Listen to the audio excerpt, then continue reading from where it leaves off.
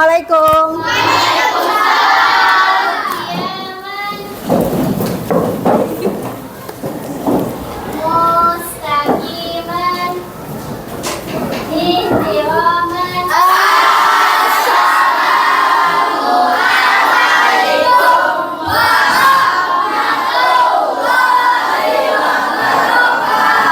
Waalaikumsalam warahmatullahi wabarakatuh.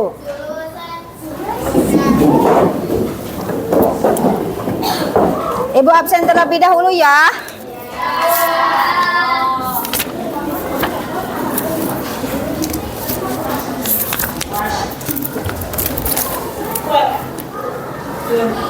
Ahmad Fauzan,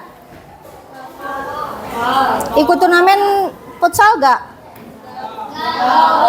Nggak ada keterangan. Akbar, kalau Akbar tadi ikut turnamen izin ya? Berarti dispen ada. Aliansyah, Alivia, Andri izin. Aris Izin, Bu. izin. Aris kemana izinnya? Oh, turnamen. Dispen berarti hadir kalau Aris ya. Azmi, Fariha, Hasbi, Hilma, Husna, Iqbal, Juwita, Keisha, Keila, Lutfi, Rifat. Tidak ada keterangan lagi. Tiara, Rifat kemana? Ada mamahnya? Mamahnya lagi jenguk.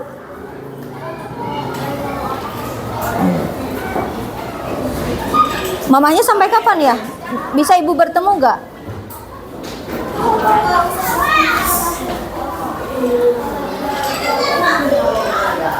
Baim, turnamen ikut gak? Turnamen. Rangga,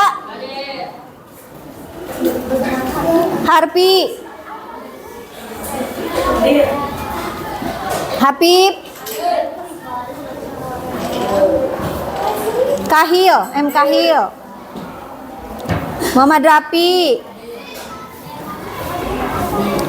Muhammad Restu, turnamen. Muhammad Rizky Maulana, Rizky Ardiansah, Fahri, Naila, Novi, Rahayu, Revi,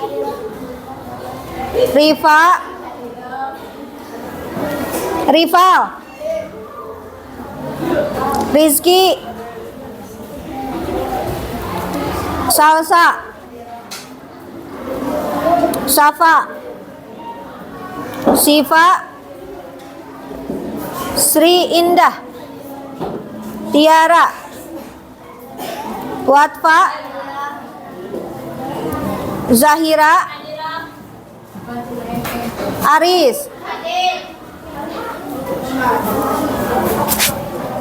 Nah, bagaimana kabarnya hari ini? Alhamdulillah, luar biasa. Allahu Akbar, tetap semangat. Bagi laki-laki yang seragamnya masih di luar, silakan masukkan. Kalau yang sudah rapi, bagus. Perempuan, jangan lupa ciputnya. Pakai ciput? Bagus. Nah, kita mulai ya. Assalamualaikum warahmatullahi wabarakatuh. Waalaikumsalam warahmatullahi wabarakatuh. Hari ini sudah masuk ke pembelajaran P5 PPRA. Ada yang tahu apa itu P5 PPRA? Ya, P5 itu dari proyek penguatan profil pelajar Pancasila. Sedangkan PPRA adalah profil pelajar rahmatan lil alamin. Untuk apa tujuannya? Ini pendidikan ini bertujuan untuk memperkuat pemahaman dan pengamalan nilai-nilai Pancasila. Kemudian rahmatan lil alamin, ini konsep kebaikan dan keadilan dalam Islam di kalangan pelajar. Contohnya di akidah dipelajari tentang adab terhadap lingkungan. Kalau adab terhadap lingkungan ini di kelas 9 berarti harus pandai untuk menjaga lingkungan. Contoh sederhananya adalah membuang sampah pada tempatnya. Nah, bagaimana cara mencintai lingkungannya? Nanti di sini ada proyek yang harus dilakukan tentang sampah, ya. Nah, sebelum masuk ke nanti tugas, tema sekarang P5 PPRA-nya yaitu gaya hidup berkelanjutan atau kelola sampah plastik menjadi benda bernilai guna. Jadi ketika di sampah yang tidak bernilai digunakan, dibuat sesuatu bisa dijual. Di video itu banyak di YouTube video-video tentang pengolahan sampah menjadi barang yang bisa dijual kembali, bahkan menghasilkan uang. Seperti itu.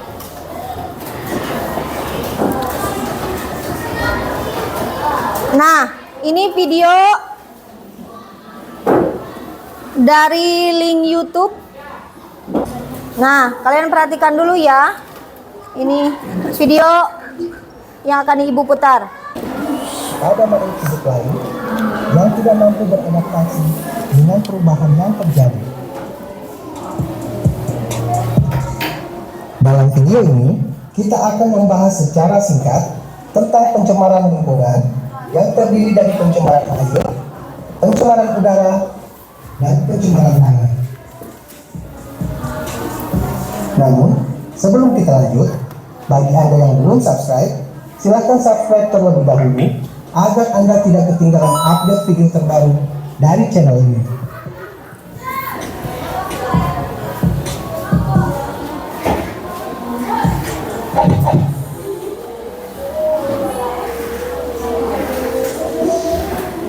Definisi pencemaran. Menurut Undang-Undang Republik Indonesia Nomor 23 Tahun 1997, pencemaran lingkungan adalah masuknya atau dimasukkannya makhluk hidup, zat, energi, dan atau komponen lain ke dalam lingkungan hidup oleh kegiatan manusia sehingga kualitasnya turun sampai ke tingkat tertentu yang menyebabkan lingkungan hidup tidak dapat berfungsi sesuai dengan peruntukannya. Pencemaran lingkungan dapat terjadi oleh faktor alam seperti bencana gunung meletus, gempa bumi, atau tsunami. Sedangkan faktor non-alam dapat disebabkan oleh aktivitas manusia.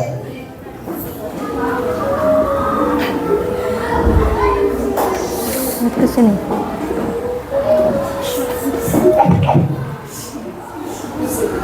Pencemaran air.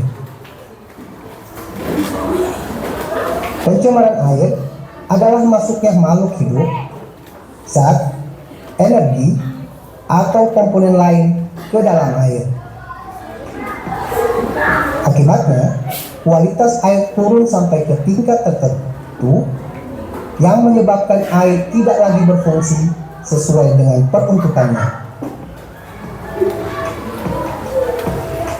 Faktor penyebab pencemaran air dapat berupa pembuangan limbah yang berasal dari limbah industri, limbah rumah tangga, dan limbah pertanian.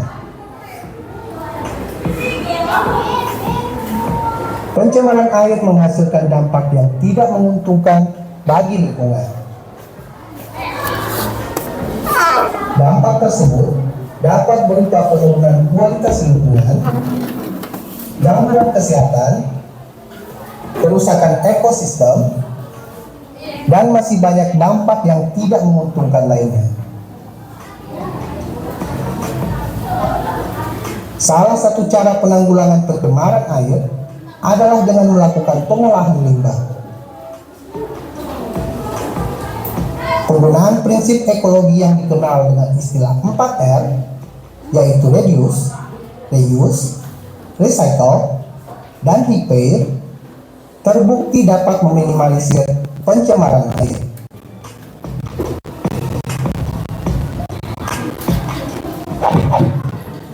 Pencemaran udara.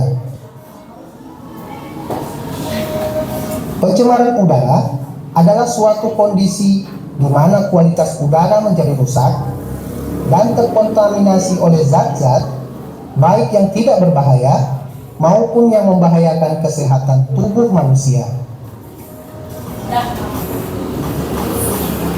Pencemaran udara dapat berupa pencemaran udara primer, yakni pencemaran yang disebabkan langsung oleh sumber pencemar seperti peningkatan kadar karbon dioksida oleh aktivitas pembakaran. Dan pencemaran udara sekunder, yakni pencemaran yang terjadi disebabkan oleh reaksi antara substansi pencemar udara yang terjadi di atmosfer seperti pembentukan ozon.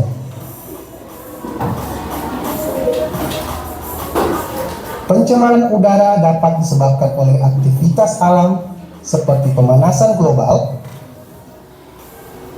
dan aktivitas manusia seperti pembakaran sampah, asap industri, asap kendaraan, dan lain sebagainya.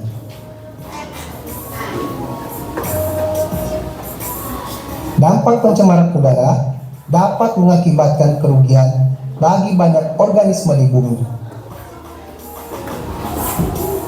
Dampak tersebut dapat berupa gangguan kesehatan, kerusakan tanaman, efek rumah kaca, dan rusaknya lapisan ozon.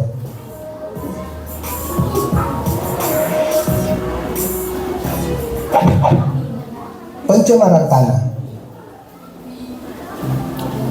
Pencemaran tanah adalah suatu keadaan di mana bahan kimia buatan manusia masuk dan mengubah lingkungan tanah alami. Penyebab terjadinya pencemaran tanah diantaranya adalah limbah domestik, limbah industri, dan limbah pertanian.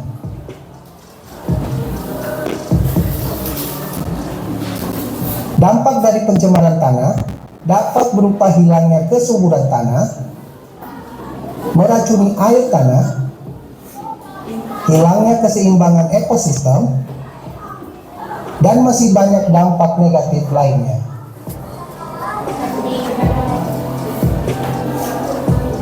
Upaya penanggulangan pencemaran tanah dapat dilakukan dengan remediasi dan bioremediasi. Remediasi adalah kegiatan untuk membersihkan permukaan tanah yang tercemar. Sedangkan bioremediasi adalah proses pembersihan pencemaran tanah dengan menggunakan mikroorganisme seperti jamur dan bakteri. Bioremediasi bertujuan untuk memecah atau mendegradasi zat pencemar menjadi bahan yang kurang beracun atau tidak beracun.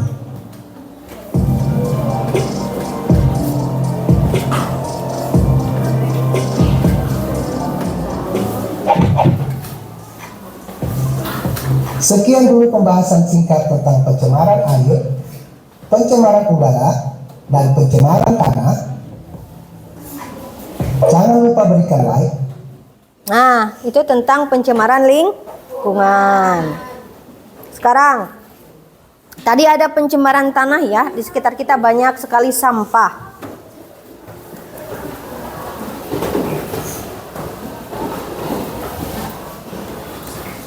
Nah, sampah itu ada dua, ada sampah organik dan sampah anorganik. Kalau sampah organik seperti apa?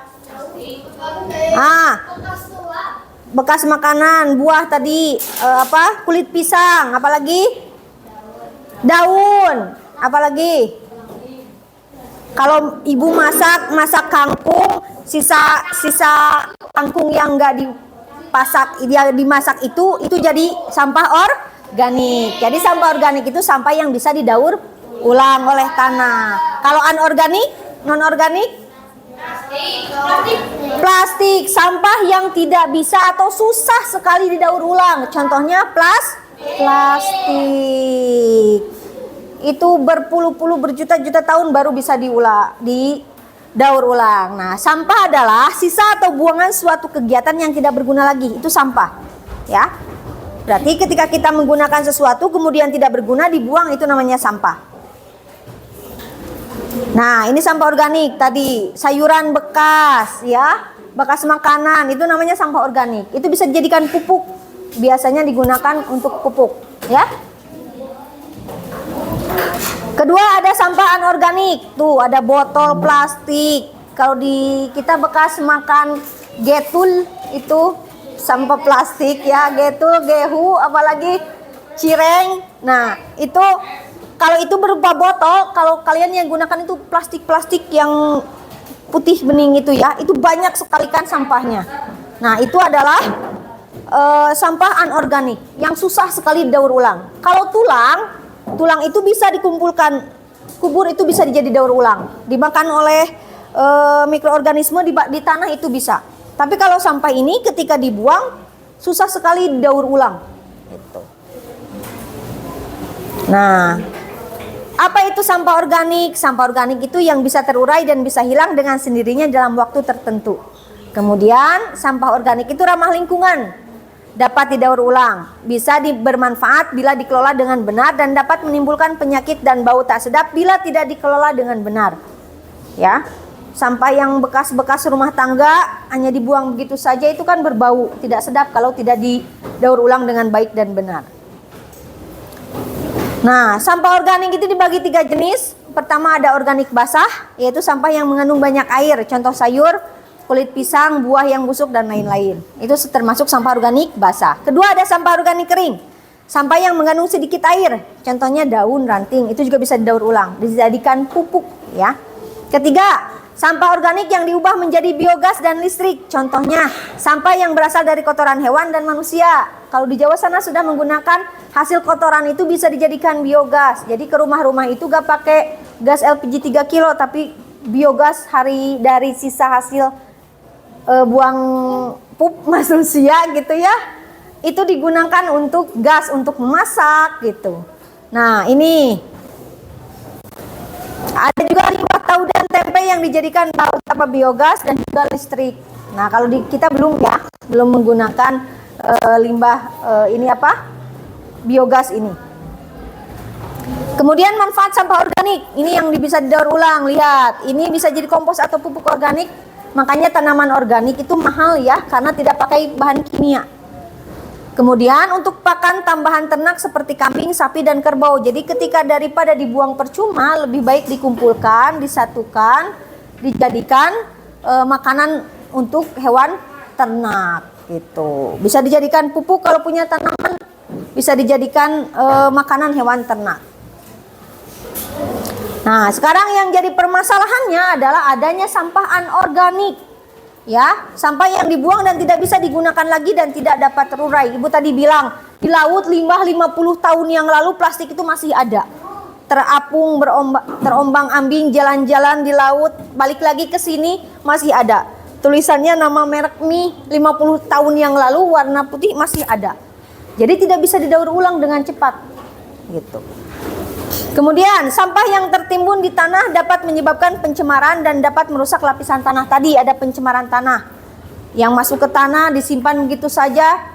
Ketika hujan tidak bisa diserap oleh tanah, akhirnya banjir, apalagi longsor gitu ya. Bencana alam. Itu yang terjadi ketika sampah itu dampak negatifnya luar biasa sekali.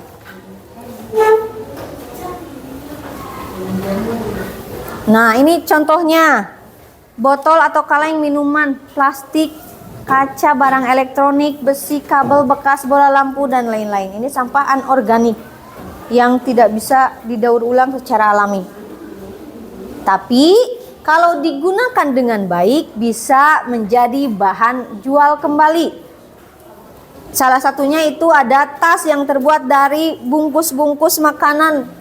Kalau di sini biasanya menggunakan kopi ya, bungkus kopi. Bisa dibuat tas cantik, bisa dibuat karpet, ya, bisa dibuat juga topi.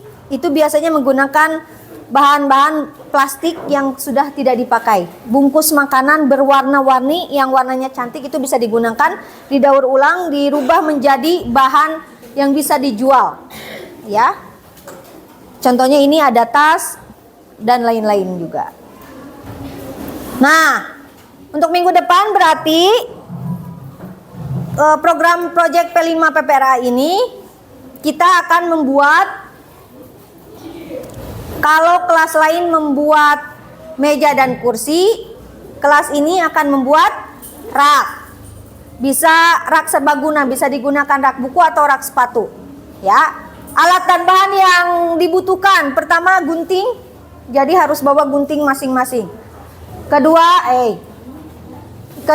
harus bawa botol plastik ukuran 600 ml. Ketiga, sampah plastik bekas makanan atau minuman. Keempat, lem tembak. Kelima, triplek atau papan kayu. Nanti kita gunakan kalau ada limbah bekas dus yang kuat, kita bisa gunakan itu. Kalau tidak ada, kita beli triplek atau papan kayu. Keenam, hiasan. Hiasan ini dari botol-botol minuman yang kecil kan? Nah, itu bisa dibuat bunga-bunga untuk menambah cantiknya nanti rak yang kita buat. Kemudian cat, kalau diperlukan cat. Kalau tidak berarti kita gunakan untuk tripleknya pelapis yang lain selain cat. Ya. Tugasnya nanti akan dibagi menjadi 3 kelompok. Dari satu kelas ini 42 orang akan dibagi 3 kelompok.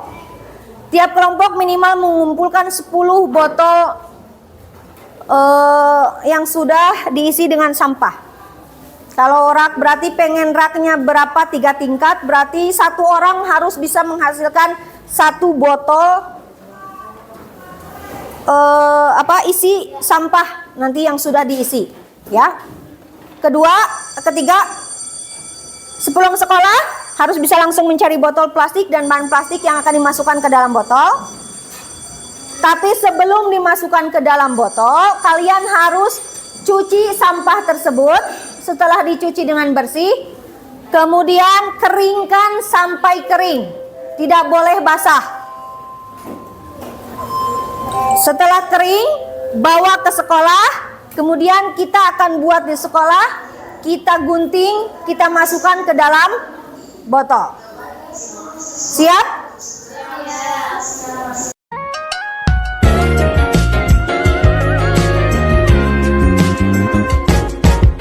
Such a beautiful day.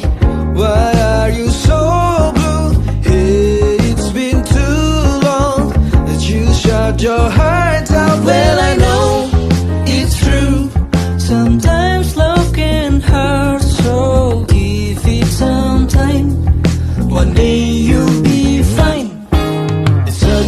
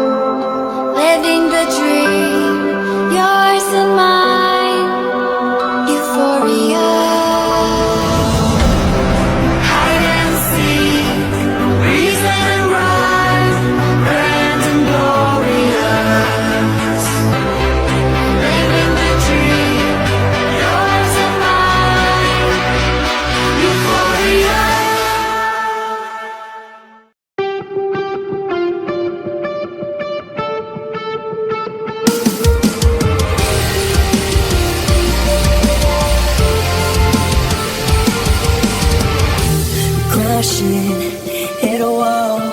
Right now I need a miracle. Hurry up now, I need a miracle.